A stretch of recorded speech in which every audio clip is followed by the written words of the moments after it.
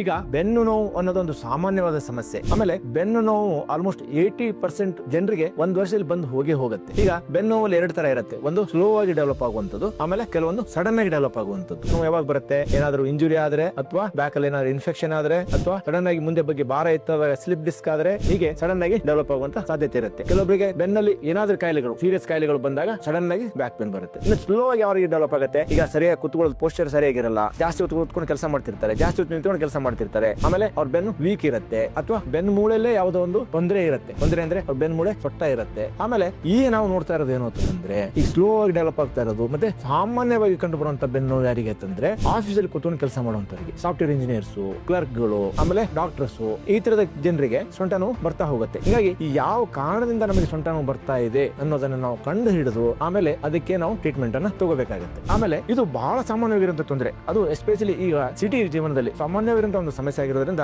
ಇದ್ರ ಬಗ್ಗೆ ನೀವು ತಿಳ್ಕೊಳ್ಳಿ, ಹಾಗೆ ನಿಮ್ಮ ಮಿತ್ರರಿಗೆ ಹಾಗೆ ಸಂಬಂಧಿಕರಿಗೆ ಇದ್ರ ಬಗ್ಗೆ ಒಂದು ಮಾಹಿತಿಯನ್ನ ತಲುಪಿಸಿ.